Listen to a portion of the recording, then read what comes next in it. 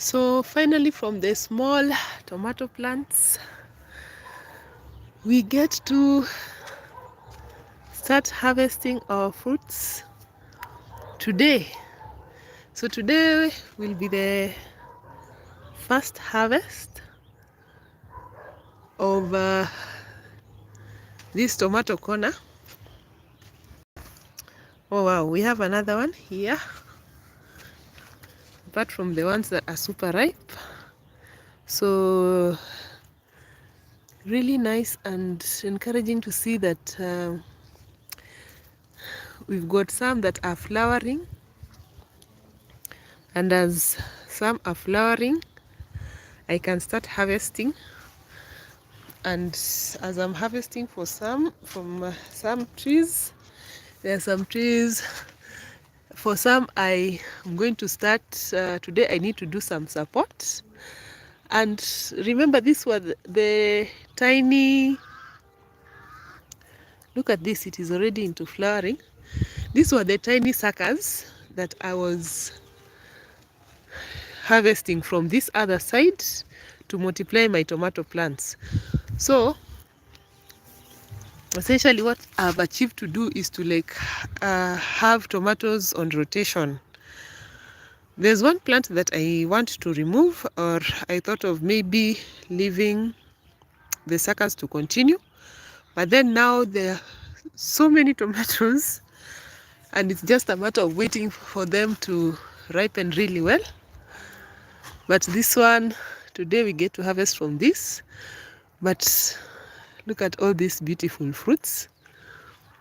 And even as, look at that.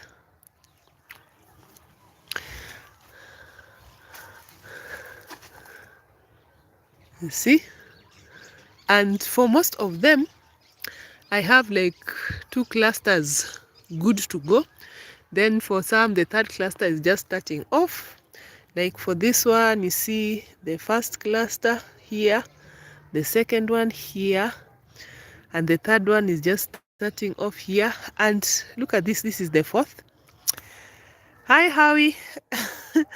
Finally, I get to harvest some tomatoes today. So the plants are looking really amazing. So let's just see how many clusters on each plant, starting from the one right here. So remember, I cut off the lower branches. I'll still need to come and do some pruning. these lower branches as the plant is shooting up. Let me come to this other side so that we see. Okay, for this I have how many? 1, 2, 3, 4, 5. This one I have, I'm seeing only 2. The third one is so small, but then there's another one that is already forming right here, and there's another one right on top here. So that is like the bottom. I removed all the suckers.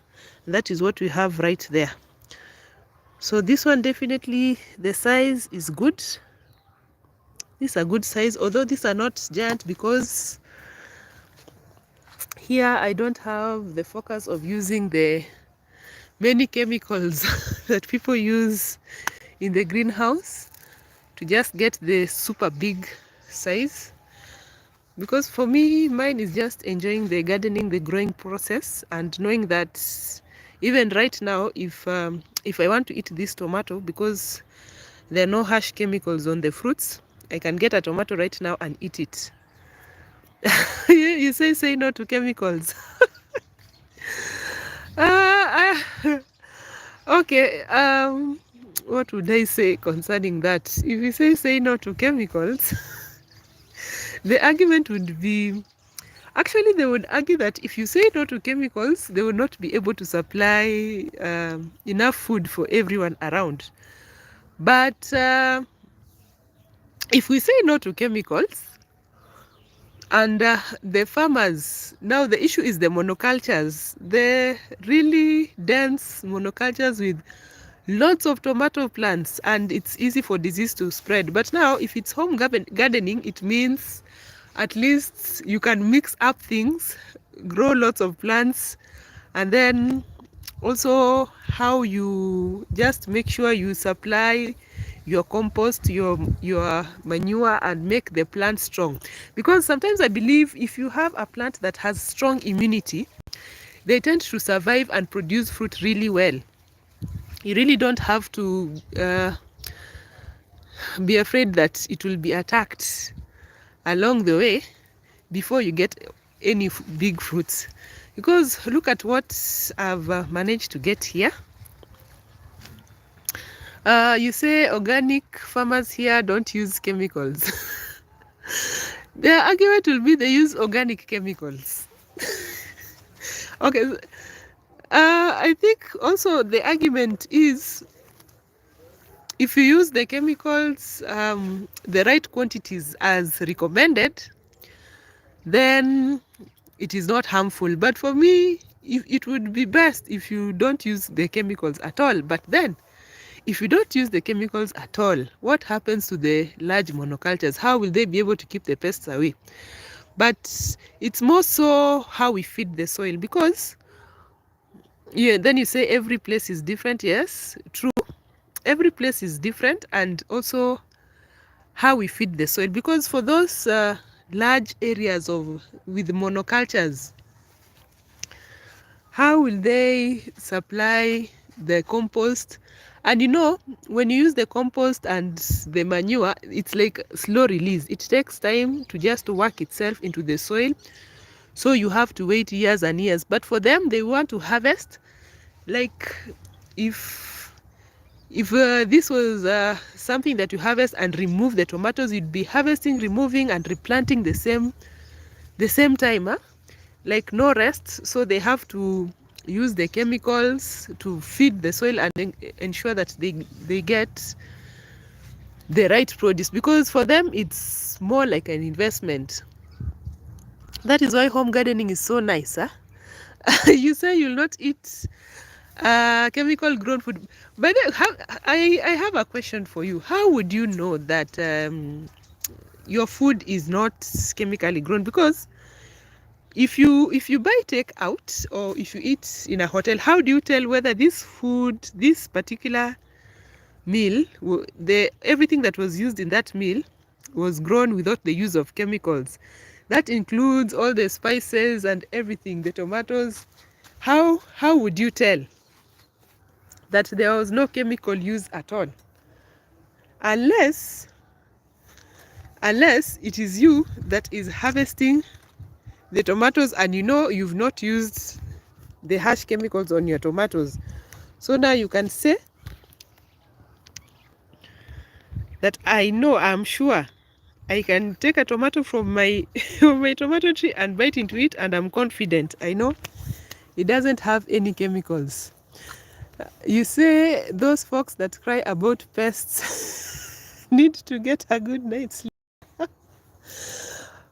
Really? Is it really? Do you know? Would you really blame them? Because first, to actually access these F1 seeds, they are expensive. So it means you have invested in getting good seeds. And they insist on F1 because they have crossed them over and over to get the big tomatoes, or whether they're shiny or... But sometimes people say the crosses, they don't have the nice taste. So it is an investment. So if you invest a lot of money into getting the seeds, you invest a lot of money into tilling a large piece of land because you want to do a monoculture, you want to supply tomatoes. Then, if they are so squeezed in one space, they are so dense, and the whole area in tomatoes, and you don't have plants that at least bring that control in between the tomatoes, it would be so hard to say that I will not use the chemicals in a large monoculture, and then you will lose all your investment. It's so hard for them. So I don't know how it would work if... look at that. One tomato is down. I think a bird got it. And I covered it with a net. So let's see what happened here. Look at that. Oh my.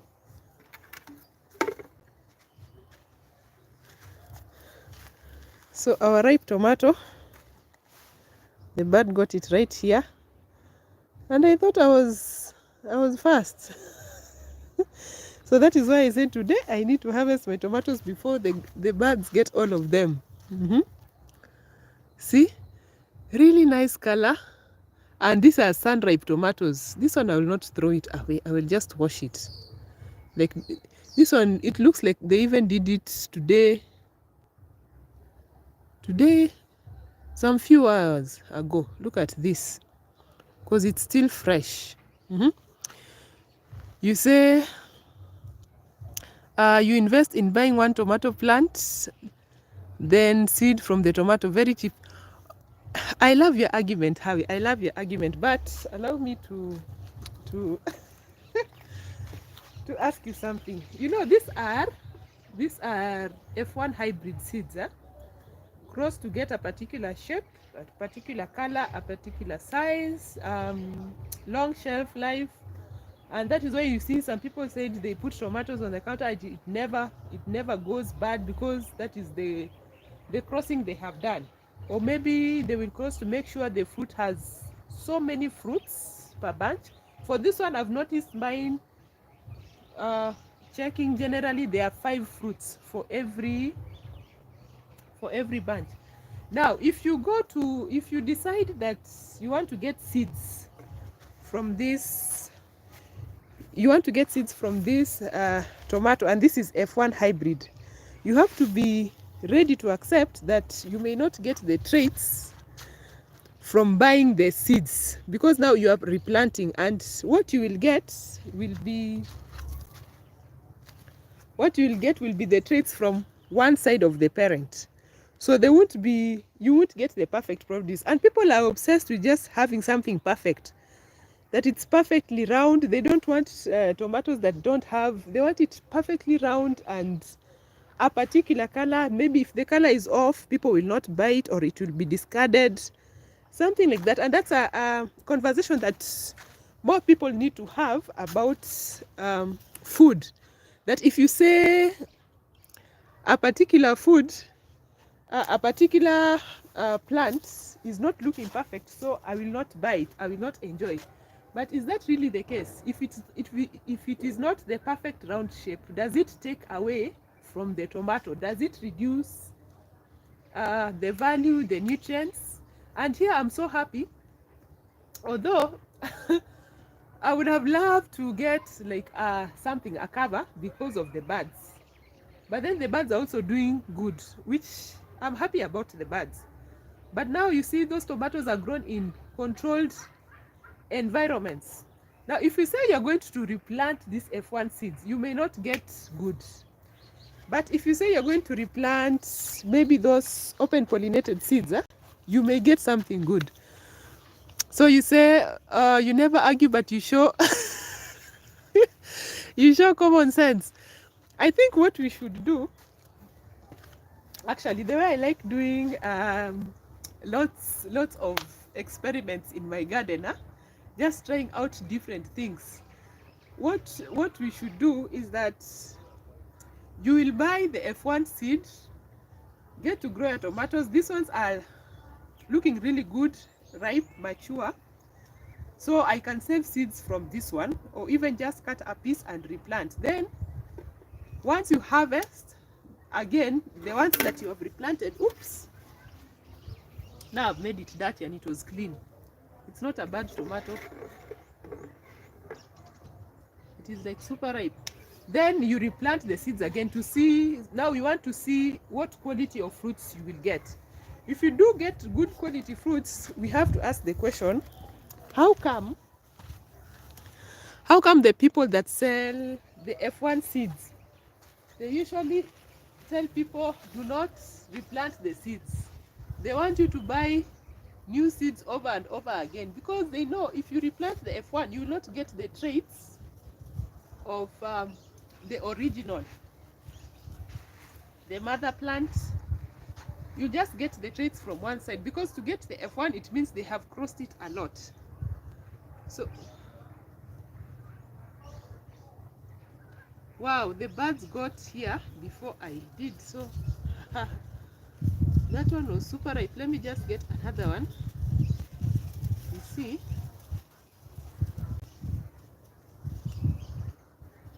let me bring you closer first.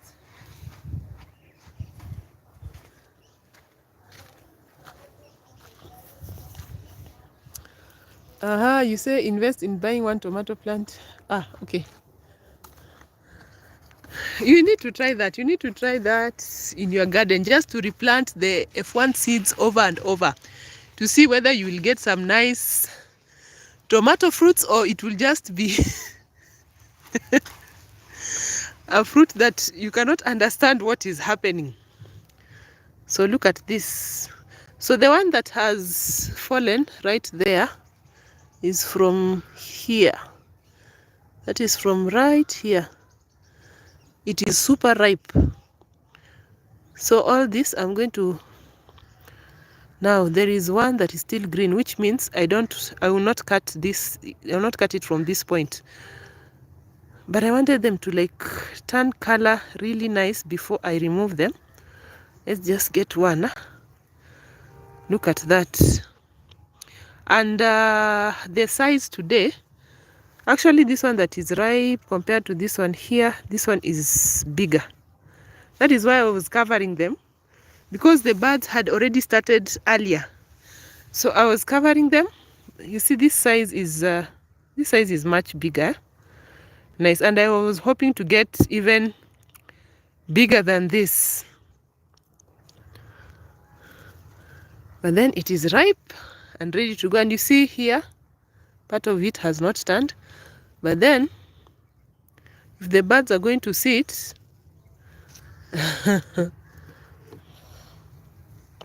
now look at this plant. The way, imagine if the way you are, you're saying that you will not use any chemicals, and you have a whole monoculture with lots of tomato plants, and this is what you notice. For me, this is just one plant that has behaved like this.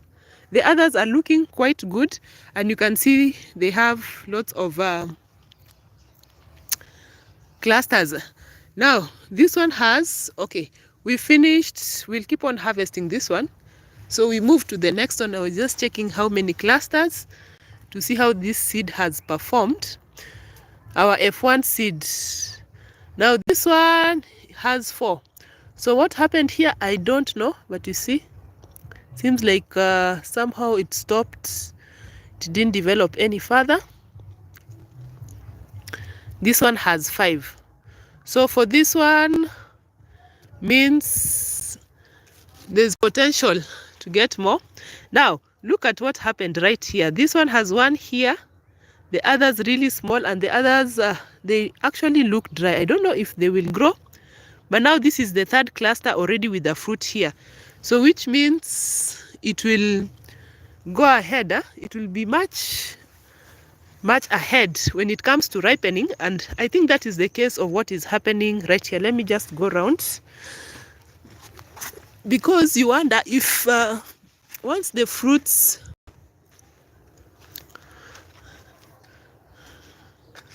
Let me just move to this other side so that you can see.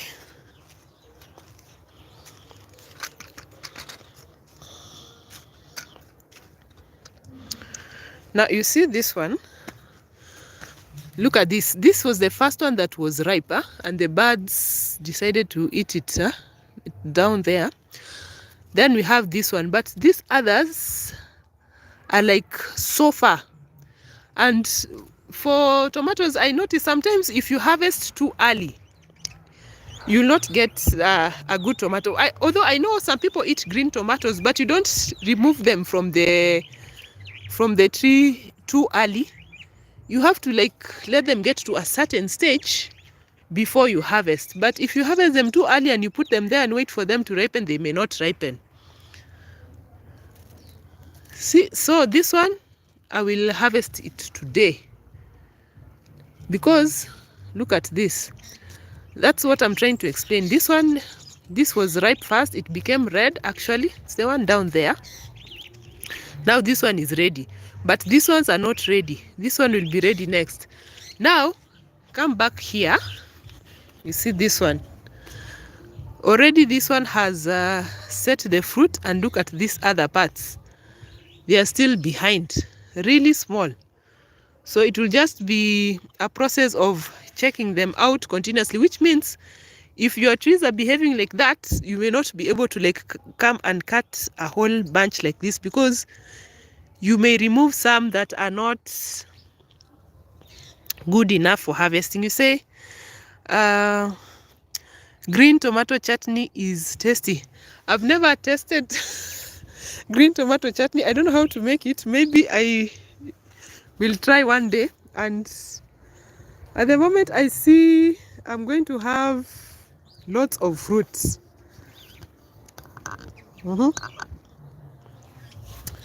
So then you say there is no monoculture in nature, there is only polyculture. Okay, true. Which is true, there's no monoculture in nature. But then what happened when we decided that we need to do agribusiness? So people decided it's not a matter of just getting food, but how do we make money? Because using food, something that people need. So that is how monocultures came up, because of the large industries. But now if you tell people, they will not use the chemicals in a large monoculture unless, I don't know how it will work. Because if one plant is affected, like this one, I need to cut off these leaves. I'll just remove them. They're not looking nice. Let me just get the razor. Already, so this one has 1, 2, 3 clusters. Also for this one, you see there's one tomato here and the others are not looking quite good. We'll see how they perform. And there's also another one already here. So let me remove the leaves.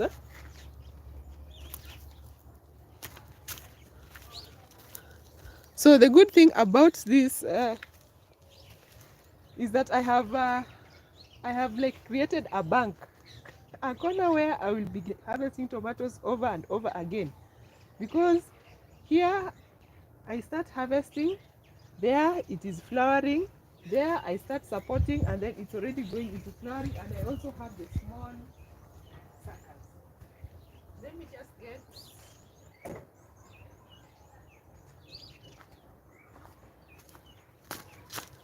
So this is what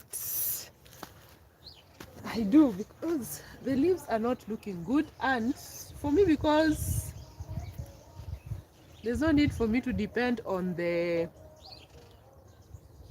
I will dispose this one outside. I won't even take it to my compost or return it back. Look at that. So imagine you have a big monoculture and this happens. Huh?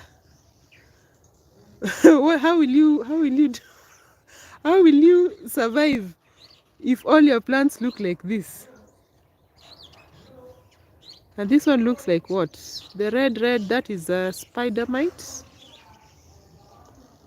Because you can see right there. So this one I'll just dispose it outside completely. I won't put the leaves back. Remember the last time I was removing the extra leaves and just putting them back into the container? This one I will dispose it because I don't want any spread.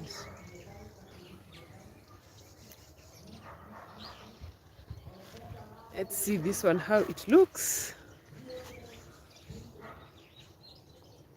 Same issue, you can see the red.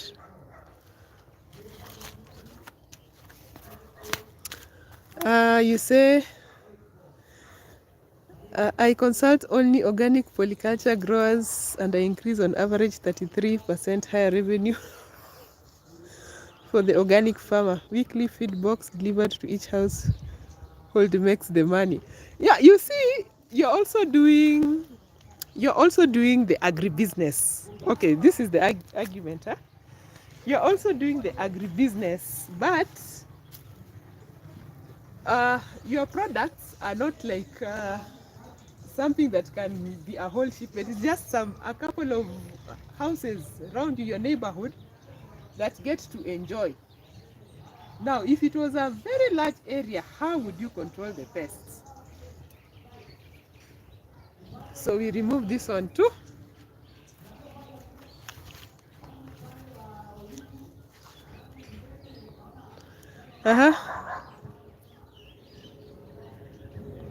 You say you don't have sick plants as you don't have you do not have sick land. Okay. So that brings back the conversation of what we need to focus on is building your soil. It's not so much about the plants, but the soil you use to grow your plants. If the soil you use to grow your plants is healthy, has all the nutrients, the nutrition the plant needs, then your plants will be healthy and strong. It's like they will have a strong immune system and they will be able to survive. They will not get any pest attack. And for you to do that, you need to really build up your soil. But the question is, what time do these people who grow monocultures, they cultivate large areas with monocultures, what time will they have to let the land rest so that they can build up the soil? Because every time you grow, the plant is mining nutrients from the soil. We are mining nutrients over and over and over and over and over. So you have to keep on replenishing. So that is the argument why they have to use the chemicals. Now, if you have a large area, they don't leave the land to rest. It is like continuously mining and mining and mining. How will they deal with that? Because for you, your argument is that you will just supply. Unless now you should tell everyone, people should be like in blocks. Every community should now look forward to having like people who are growing food, because maybe that would be a way to tackle the problem. If you have people who are growing food and they say now you will grow tomatoes, you'll grow onions, you'll grow this, then we can exchange. You can do some sort of exchange. Maybe it can work. And then it is not, it's about reducing the miles. that food has to travel before it gets to your plate.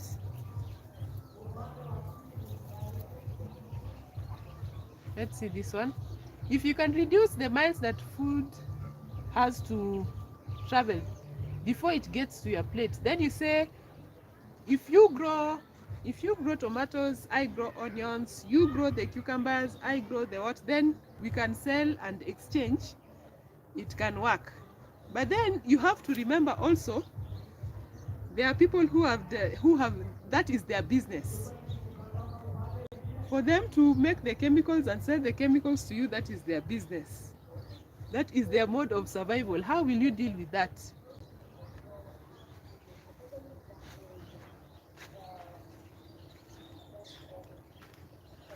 So I was removing the leaves. The leaves don't really look good here. And since the plant has already supplied me with some clusters, it's still shooting up. Although I don't know what happened this particular corner. And instead of leaving it here for it to spread, it's better I remove and just discard all those leaves.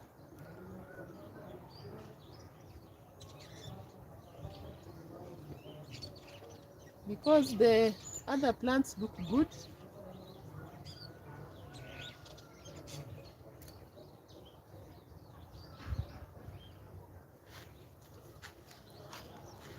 So look at that. Oh, you say when soil dries, the microbes die. So don't let the microbes die. The microbe homes can be made by using leaves and biochar. Yes, we need to build our soil. Biochar and wood ash heals the land soil. Aha, okay. True, but the argument is, you say you will not eat the chemicals. And the fact is that we have the big monocultures with the chemicals. Do they have the time to make the biochar? Do they have the time to let the land rest and just regenerate and regain back its fertility so that they don't depend on the chemicals?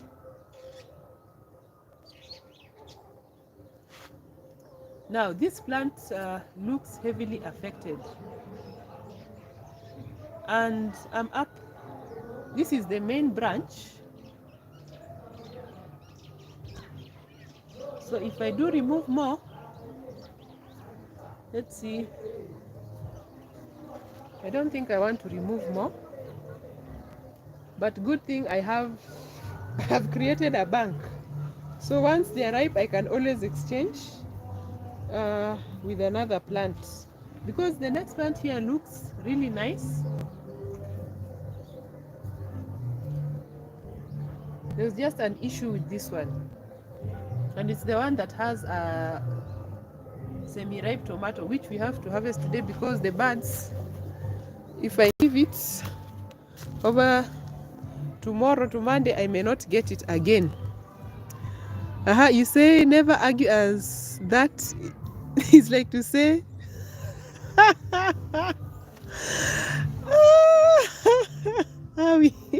you say never argue, as that is like say to the rock, fly away. And the rock cannot fly.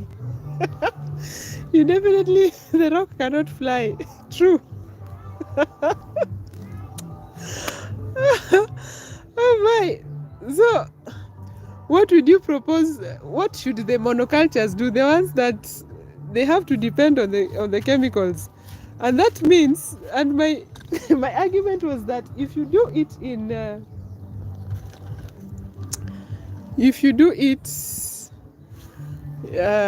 take out food and big hotels, I don't know what assurance you have that there are no chemicals used. Because if it is your own garden, you know if you did spray any chemical or not.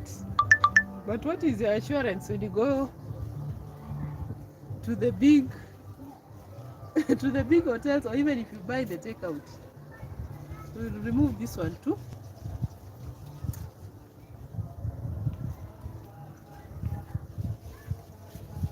This one.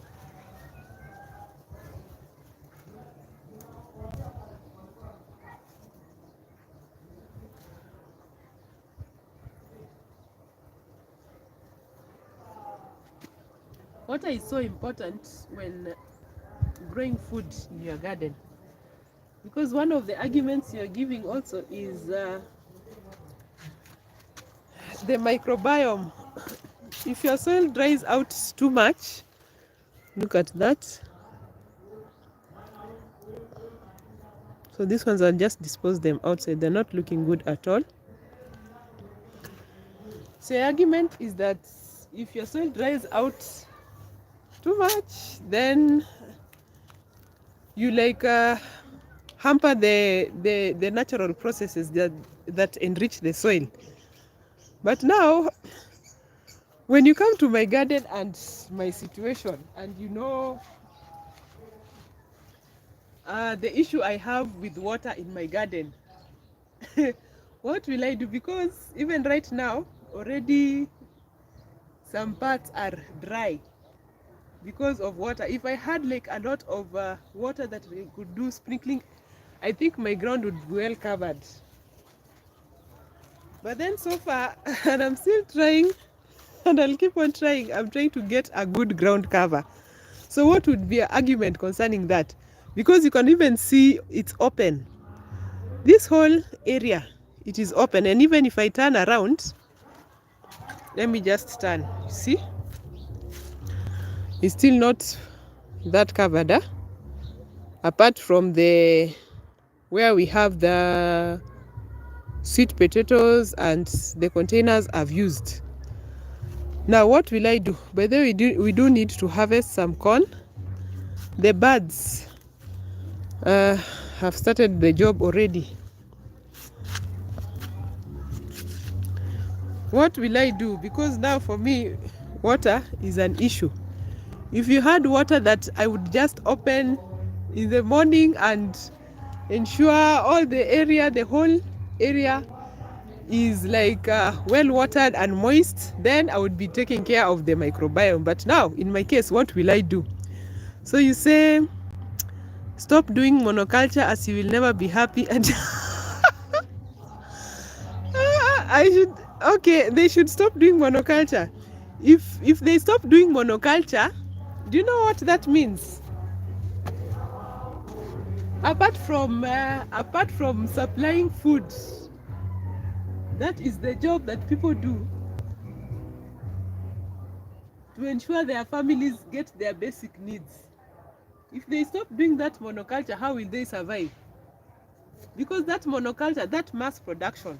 Okay, for instance, let's take my tomato corner. Okay, nice. Let's take my tomato corner. This is what I've managed to do. So even if I were to sell, say now I want to start selling tomatoes, how many tomatoes would I sell for me to say I have gotten back my investment of the time I put in to come to the garden, the time I put in to just cut the containers, fill the containers with soil, mix up some manure, get some compost, come back, do some watering, do some management, do some pruning. Then I am to sell only these tomatoes that I have here. How long would it take for me to get anything? Now if you tell somebody do monoculture, not to do monoculture, you say more rain barrels and more organic material from my environment must be collected, and soil is made in layers. Water can't get out of the soil when covered. Good. And that is why when I was just clearing the fence, remember the many videos I was doing was I was clearing all around, and by the way we are not done. At least I managed to save some right there that don't have the thorns, but majority, what we were getting, the bulk of it is thorns, so I couldn't use it, but I managed to save just some that I've left there to dry. And that is what and also to make that is my compost corner. I think there's a video I've shown you just getting compost from that area, digging down and getting the compost. But generally, if you look around my garden, it is open, you see. But when it rains, it will be so green. Now, in such a case, what happens? And then I do have points where I collect the rainwater. But it's a process. You can't do it all, let's say in a month. Like a 1 month show, and a month I will have covered this whole area and ensured that no soil is naked, because at the moment my soil is so naked and I don't like it, but I'm just working on how I'm going to build to cover my soil, because even here where it is open, when it rains, the topsoil is just carried away to this other path, because it comes from there, comes down like this. So there at least I have this that you see here. That's a succulent that has managed to survive without needing too much water, too much attention. So I'm thinking of also just coming and covering this other path. And good thing, at least I'm always trying to identify like plants that can survive in my environment. So like these snake plants, so easy to just maintain them, and you see that they are starting. New ones are just coming up, and they say, because when we started they were just like one, but now you see they keep on covering the area. So if they can cover this area well, and I can add some more succulents, it will be really nice. So at least I won't have that naked soil.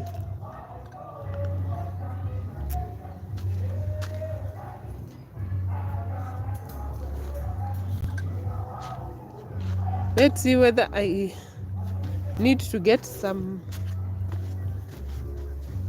more leaves out of these ones that are here.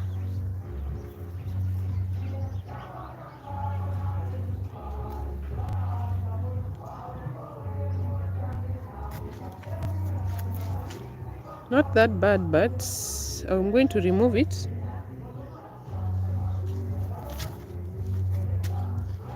So we are just going to focus on letting the plants set fruits, which is really nice. Now, by the way, I did do an experiment. You know, when you are just removing the suckers and replanting them, right there. Let me show you.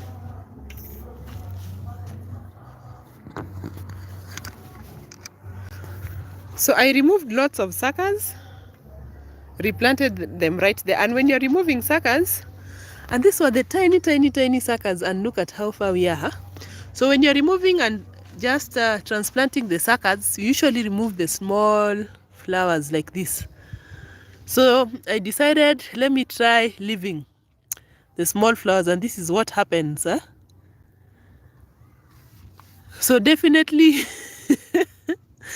it's a good learning experience for someone who is just starting off on gardening, because you feel so bad when you remove the flowers from a young plant, but then if you leave it, this one cannot support a big fruit. You see, it can't carry a big cluster like the ones we have here. You say I should plant radish seed before the rain, and that will give you nitrogen for the next crop. So they fix nitrogen. You plant like tomatoes also when you show the tomato leaves. You say I have an issue with the pH. So it's leaning on which side? Is my soil more on the side of acidic? Could that be the issue? That is why the leaves have been affected. That is interesting. Oh, it is leaning more on the alkaline side. Okay. So what's okay, how would I return? It means now I need to lower the pH. If you say it is leaning on the alkaline side, it means I need to lower the pH. Okay. So what would I use?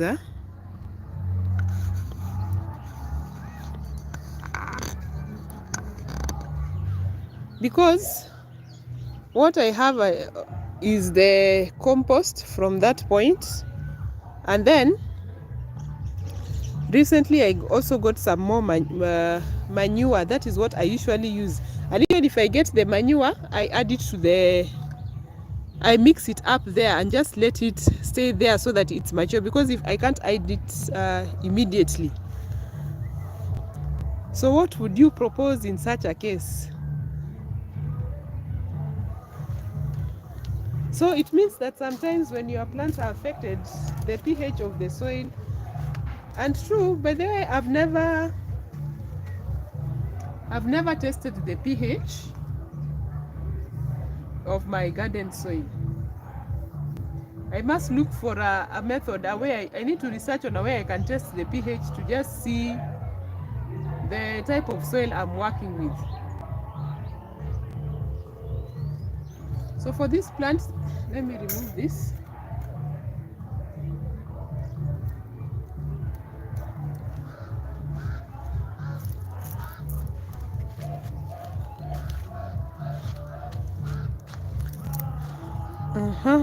Look at that. So pH is also contributing to this. You say pine needles and peat moss. Where will I get the peat moss? I think also, remember earlier when we are arguing about the environment, you also have to take into account my environmental conditions, my environment, how it is. So this area is classified as an arid, it's arid and semi-arid, semi-arid and arid region. So it's generally dry. And originally, before people migrated to this area, the people who were the settlers here were not farmers as much. There were people who were just grazing livestock.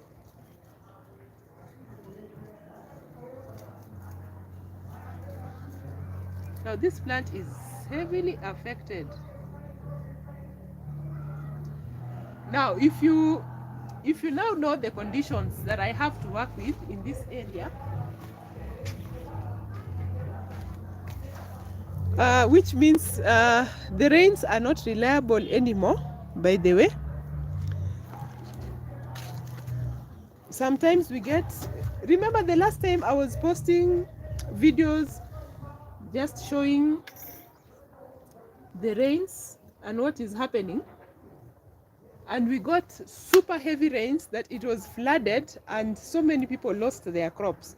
So when the rains come in like super heavy, it means it does not have the time to seep down before it flows away. Now we have to deal with so many things. Another thing we have to deal with is it is hot and dry. It's not even hot, it's hot and dry, not hot and humid. The air is dry. And when the sun shines, it really shines and it is really hot and the plants start yellowing. Because right now you can see, even my passion that has survived, there's one that is on the other end that has started yellowing because now the sun has started coming back. Then we got some very little rain, so there is like confusion. So some plants, it's like they want to start producing leaves, but actually it is dry. So there's like a confusion. So you say any moss will do, moss will it will hold in more water. Better to grow figs instead of tomatoes. But suppose that I grow figs, of which by day one I've never grown figs, and it's not common here to ask someone if they have figs, and even buying figs is not that common in this area, and this is what we eat like on a daily basis. I don't think there's a household that you will miss to eat tomatoes at least once a day. Once every 24 hours you will have to somehow make something with tomatoes. Somehow there will be tomatoes involved. So this is like super helpful for anyone that is starting gardening. So if you tell me never to grow tomatoes, it means there are so many things that I will not grow, and those are the things that we use daily. So I don't know how that will work.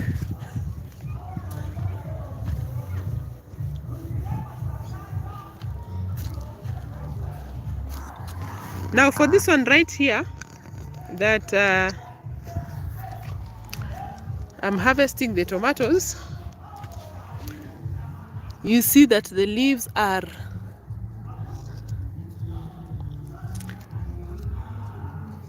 not looking good at all. So I was thinking of removing all the leaves.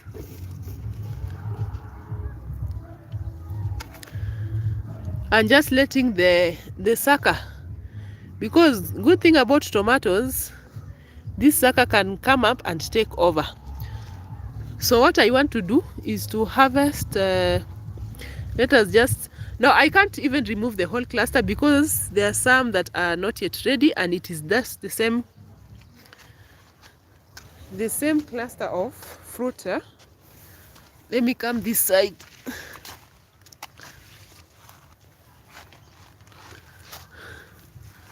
So you see this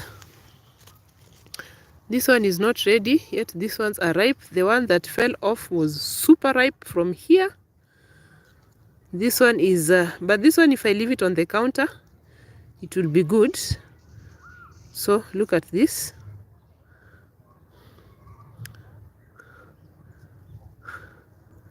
So what really happened here?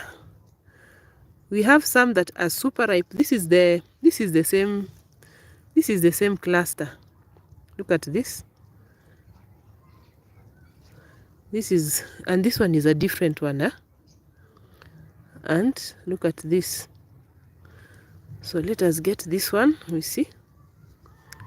I will leave it on the counter, although the size is small compared to this one. Look at this other one.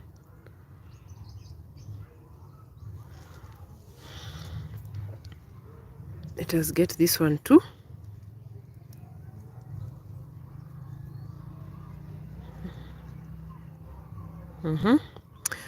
How would I describe this? It is nice and firm, nice shape, just the way you like your F1. But if I could get the ones that have the funny shapes that don't look like perfect fruits, but they are healthy and nice, I'd be so happy. So I want to show you another plant that I have. Let me just place these ones down, then we head right there. I want to show you another plant. So this is the one that birds got to first. This one is just for cutting the leaves. So let's head to the other plant.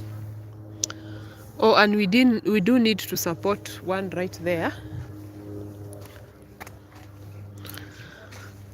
So crossing through my garden that is super dry and naked because of water issues. Here I have a volunteer tomato plant that is looking really nice. Look at that. So I'm just waiting to see if the fruits will be perfect and nice. And by the way, it broke at one point. You remember I think the last episode or the one before, either tomato 5 tomato 5 or which tomato, when I was just repairing it and growing it, like regrowing it, letting the stem just touch the surface there, because you know that from the stem the tomatoes can grow roots, and you see one is coming up from there, and this is a volunteer tomato plant, but then it has survived without me giving it lots of attention. I was giving attention to my F1 seeds, and that is why I love this volunteer, this open pollinated seeds, because they are usually hardy and strong. And look at the leaves. The leaves are looking good and healthy. I don't know if your argument again would be that my soil is lingering too much on the alkaline side, because at a different point you see that my tomato is looking really good. The flowering is looking good, and here it is already setting fruit. Now the very first fruits that it set are here, and this is when I was not giving attention to the watering, because later on is when I came, after it has started growing, I discovered this is where I had the sunflowers. This is where I had the sunflowers close to the passion. Later on I discovered there's a nice tomato plant here, so I decided to take care of it. Now at least the fruits that are growing, if I check under, you see it has a pointed tip.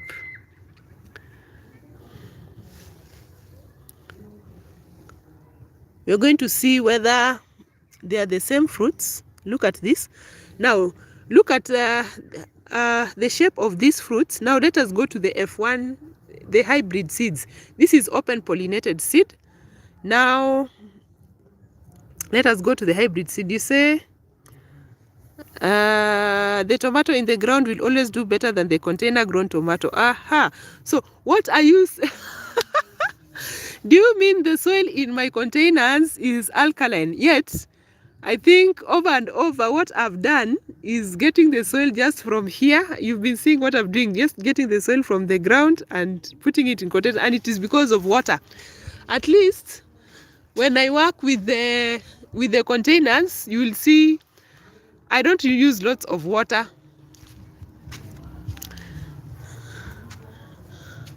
So we'll just look at the shape of these tomatoes to see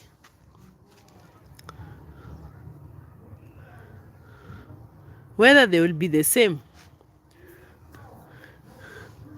So I have to wait for them to just ripen. Then we can tell whether it was a bird that dropped a seed and F1 hybrid seed, or now I just have a new variety of tomato in my garden. And by there I have that open pollinated there, and another one elsewhere growing in a very interesting spot. I've already recorded a video. I'm going to share it about the tomatoes and just the story about the open pollinated seeds. So I think we've done quite some management today as we are discussing. I think I've removed lots of leaves. So I was just studying under the leaves to see whether there is a need to remove any leaves that don't. I think I need to remove this and this, then do some watering, and then adjust the supports right there. And of course, when you grow things in the ground, it's because also the roots are not constricted. The roots have space to just wander around and get whatever water they will get inside there. But here, the roots don't have that much space to wander around. They are already constricted, although at least the container is deep enough. And you remember when I was using the sacks, here where I have these new suckers, it was quite high, but I had to use containers so that the water can get down. And I think it must be tomato 4 or tomato 3 when I was just tearing down the suckers and replanting the suckers. When I was tearing down the containers, because they were torn, The thing with these cement suckers, the cement sacks, they don't last for that long. You will have to replace. So I just folded it over, and because I needed space to start some more suckers, I was getting lots of suckers, and there I know again I will get lots of suckers. If you use a very, like this would be classified as a deep container, it means you have to use bottles again for the water to seep down properly, but the roots would have more room to just wiggle around and get the water they need from the ground. So we need to support that one right there.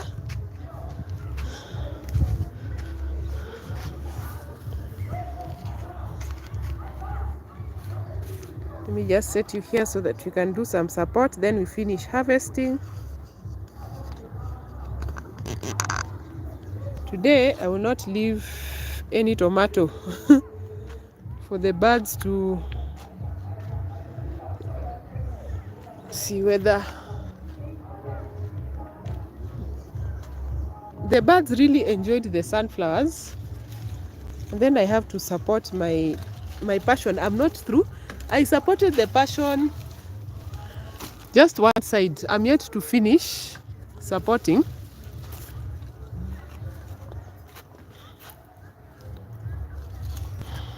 See whether you can place you right here. So this is the one we need to support. And clearly I can see we have a sucker here that we need to remove. We have another sucker here.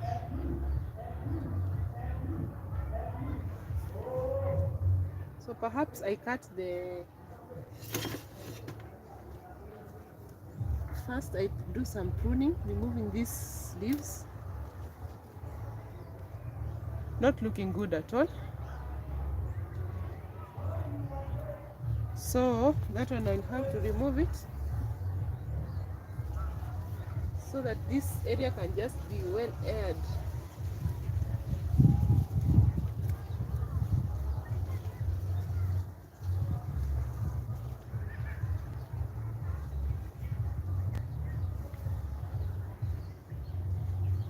Now I have to...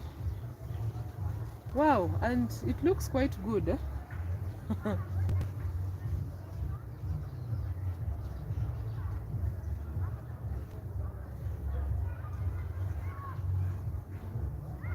Let me just give you a close look. Closer look to see what is happening right there. Look at this. That's 1, 2, 3, 4. This is the same one. 1, 2, 3, 4. You see? Then you go back to... Look at this one.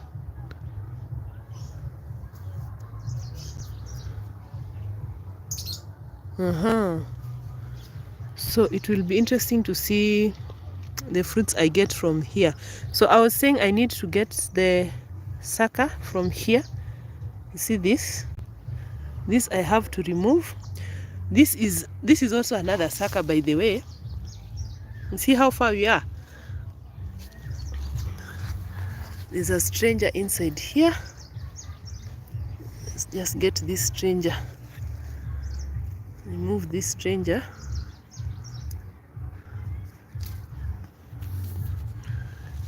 Right there.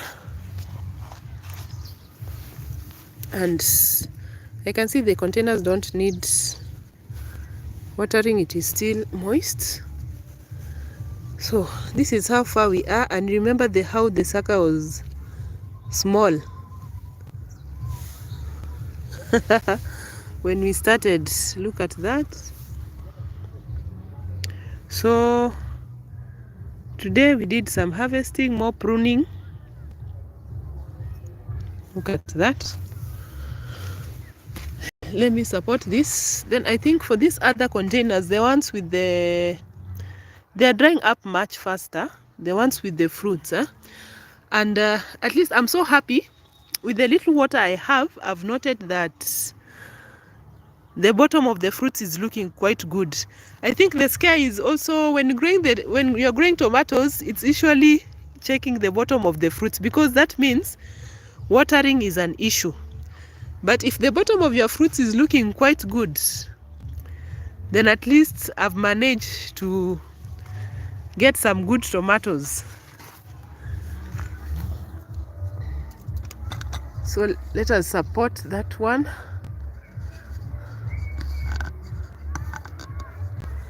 So this side they are generally dry. This side also, because they're enjoying the shade from the passion fruit vine and the tree close here. This is moringa, and you see already it has started drying, yellowing, and the leaves are falling. So the issue here is always water. So I think I need to, so that I don't break it, let me open it up from here so that I can adjust it well.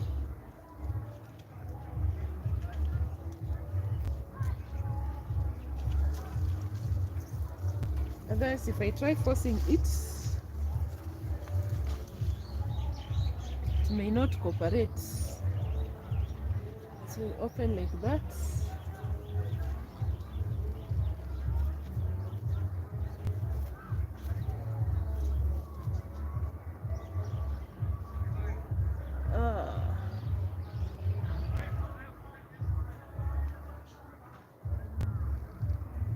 That. I think I want to support here.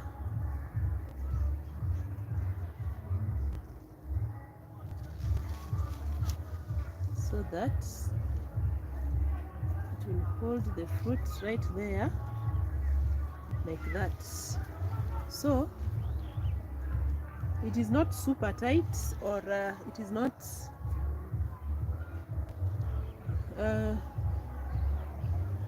constricting the plants.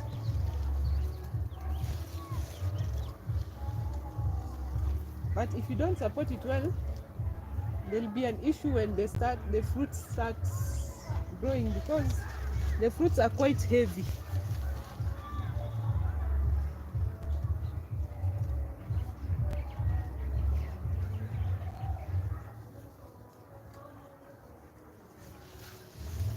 So this one is going into, I will need to remove the sucker next time. I've not prepared any containers today. I was coming to harvest, so I've not prepared any containers, so I will not remove it today.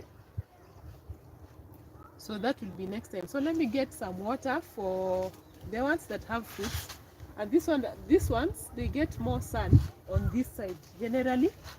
And I positioned these other suckers, the ones on this other side, to just enjoy the shade as they develop some good root system.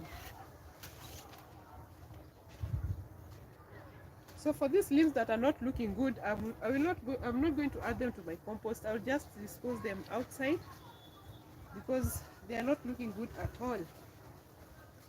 And I don't want them to spread any more issues to my other healthy tomato plants. Look at that heavy cluster. Let me bring it to this other side.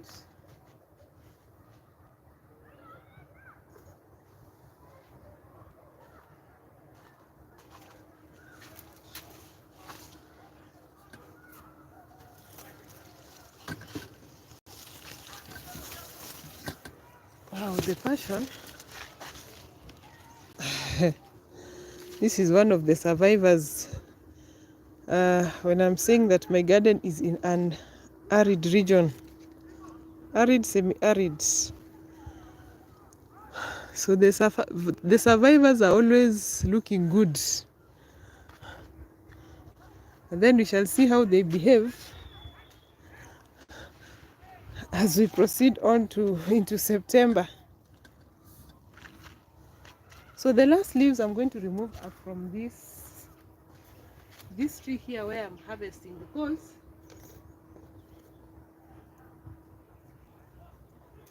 they're not looking good at all.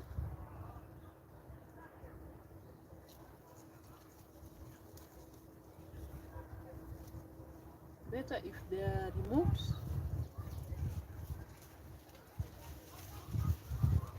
So that the plant can focus on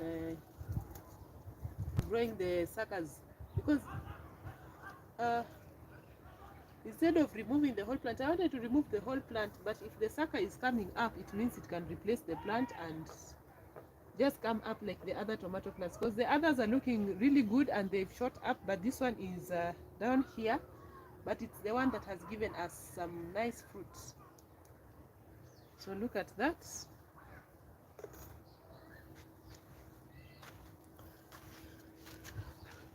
So today we've gotten some nice fruit, although I feel like this one has really rushed, because if you check the other fruits, you see some big size. These ones are more of the medium size. This is more of medium. There are some here that are quite big. So let me get some little water. The birds decided to start enjoying this one, and the way it is a nice sun-ripe fruit. They are quite firm, and look at the bottom here. So I'm so happy with the little water I get. At least there's no issue with the watering. Usually when you get that black under there, it's an issue with the watering.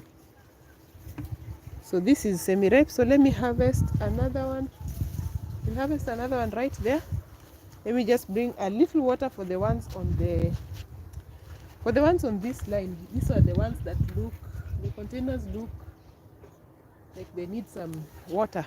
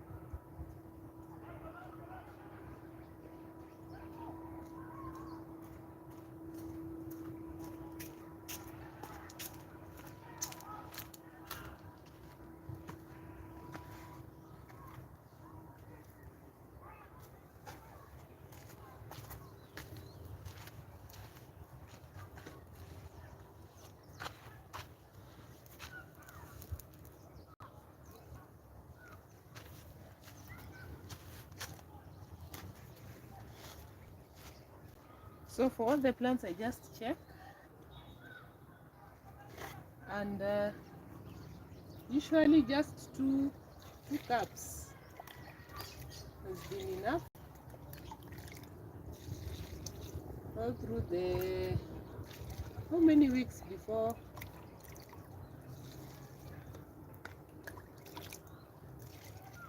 It should be like the 2 months, the 8 weeks. This one doesn't look that dry, and it's because it is partly covered. By the way, these ones that are open, a larger surface area is exposed, and this one also is not that dry.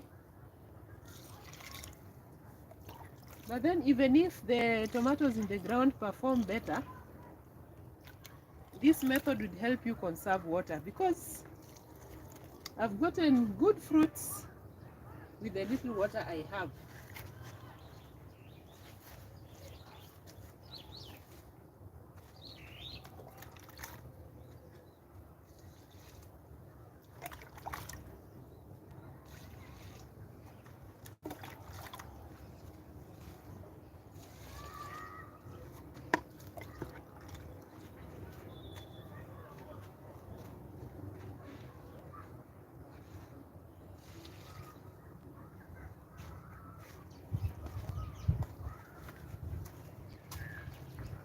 So I'll give some water to the suckers.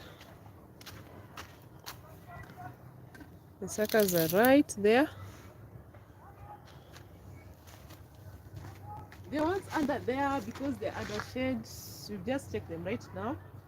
I don't need to do any more watering. But this one may need some water because they're in an open space. So the sun gets here and dries up. And they're still small. And I'm so happy these ones have survived. They were pretty small. And I was starting them here. If you watch the earlier tomato 3, 4, 5, when I was transplanting them, and they've survived. So good thing with this strategy is if you need to replace another tomato plant from there, like the ones that are not looking good, I'll always go back to my bank. So you've seen the little water that I use to maintain them. So we can give this one too. This is the volunteer tomato that is looking really good.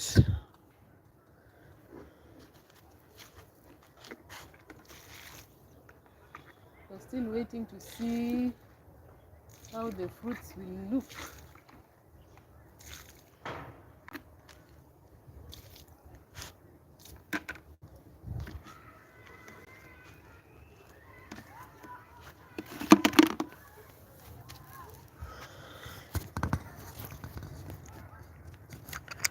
So we harvest one more tomato from the corner right there as we wait for the other fruits. This one right here, this one, if I leave it, the birds will get to it before I do. The way they got to the one that was here, that was the first ripe tomato for this tomato corner. Farmer nice, and also a big size, huh? So I've removed all the leaves that were not looking good, done some watering, supported that one that has gone into flowering. So beautiful, looks so nice, and it is shooting up. Oh, I will need to start this one too. This one right here. How come I didn't? This one right here. What happened?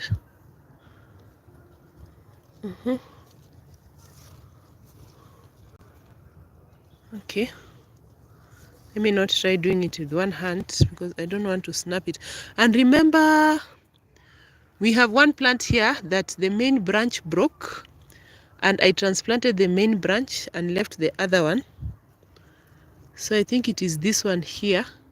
Yeah, it is this plant. That is why you see it looks funny. Yeah. You see from the bottom here, there are two like this coming up instead of one. So we'll need to support it. We can do it next time. Well, that is it. We had some nice time and argument with the food forest permaculture. So time to wait for our tomatoes to ripen. I don't see the others. Let me give them time, because if you harvest too early, it may not ripen nice.